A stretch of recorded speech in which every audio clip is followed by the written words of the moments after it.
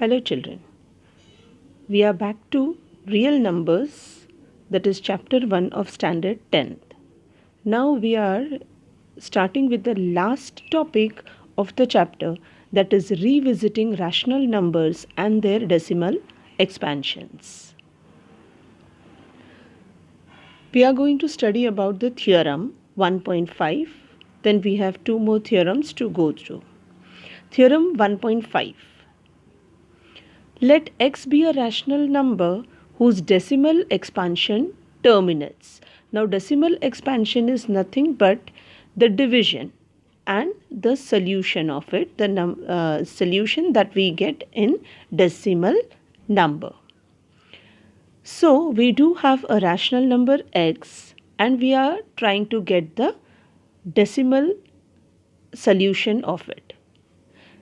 If the decimal solution or the decimal expansion terminates, that means the division ends somewhere, then x can be expressed in the form p by q, where p by q are coprimes.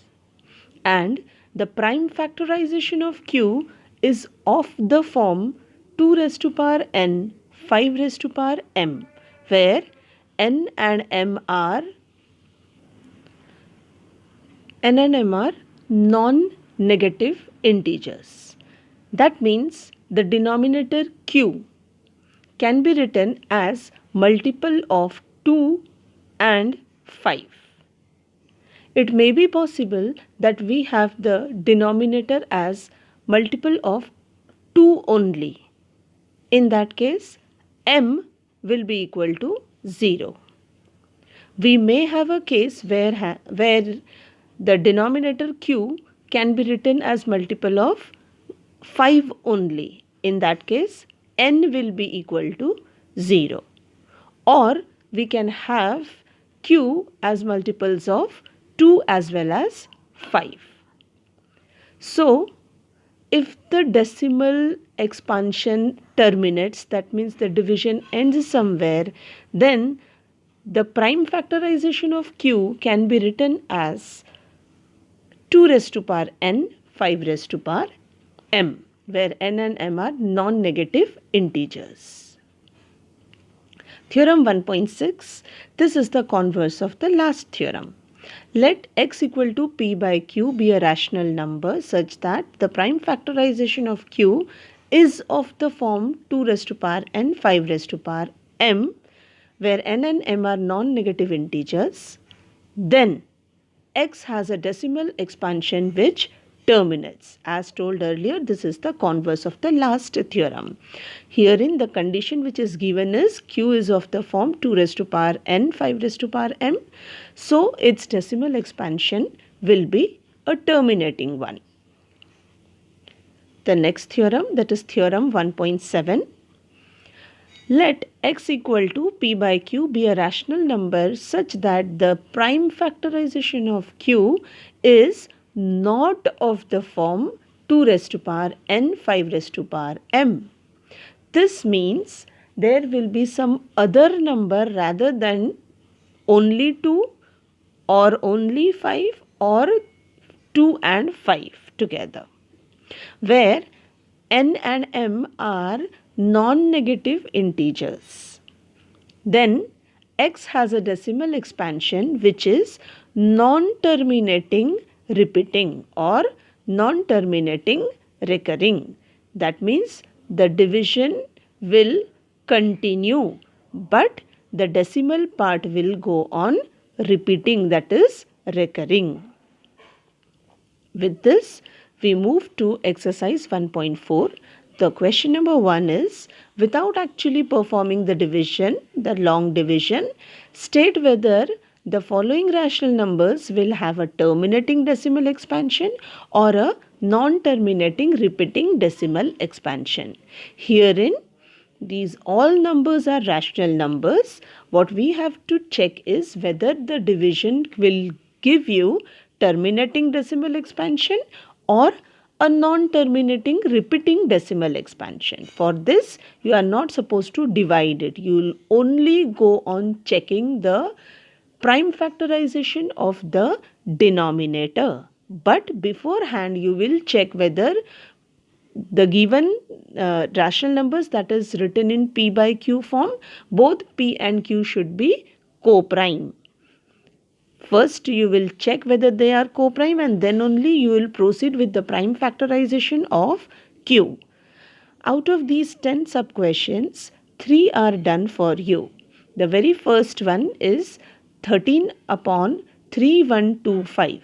The prime factorization of 3125 is found out because we know that in this case P and Q are co-prime. So 3125 can be written as 5 raised to power 5. That means it is of the form 2 raised to power n, 5 raised to power m, and hence the given rational number will have terminating decimal expansion. The third sub question, again P and Q are co-prime. So 455 can be written as 5 into 7 into 13. Herein you have numbers rather than 2 or 5. You can see 7 is also there and 13 also in the prime factorization of 455.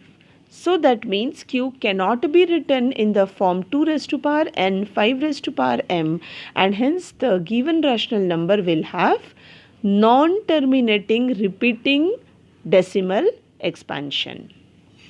The 10th sub question, 77 upon 210.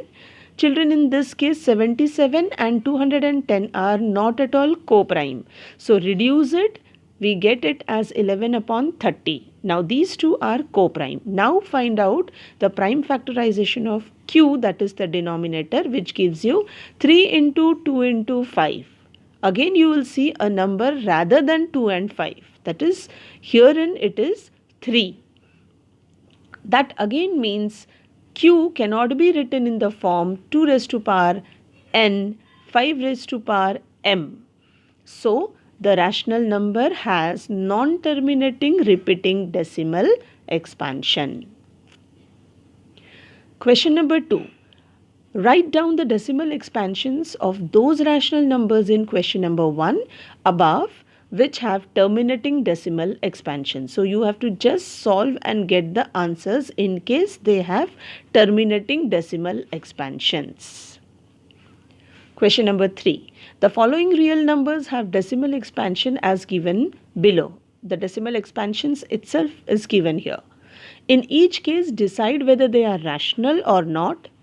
If they are rational and of the form P by Q, what can you say about the prime factors of Q? That means we have to explain the denominator, that is Q.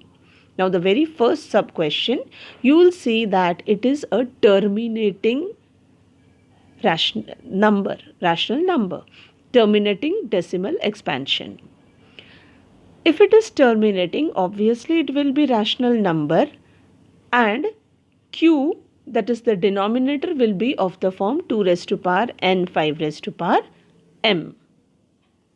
The second sub question, the decimal part reads as 120, 1200, 12000 and so on. So you can see the number of zeros, it is ever increasing. That means the decimal part is non-recurring. The numbers are not repeating. Moreover, you can easily identify that the decimal expansion is not at all terminating, that is, it is not stopping. So the second sub question is an example of non-terminating, non-recurring, and such a number is known as irrational number. And if it is irrational, we are not at all discussing about Q and all. The last sub question, you can see there is a bar over the decimal part. That means that particular part is repeating. And obviously it is non-terminating. It is continuously repeating, so non-terminating. So the third sub question is an example of non-terminating but recurring. Such a number is an example of rational number but in this case, the denominator, that is q, will not be of the form 2 raised to power n 5 raised to power m. This is how we finish chapter number 1 of standard 10th, that is real number.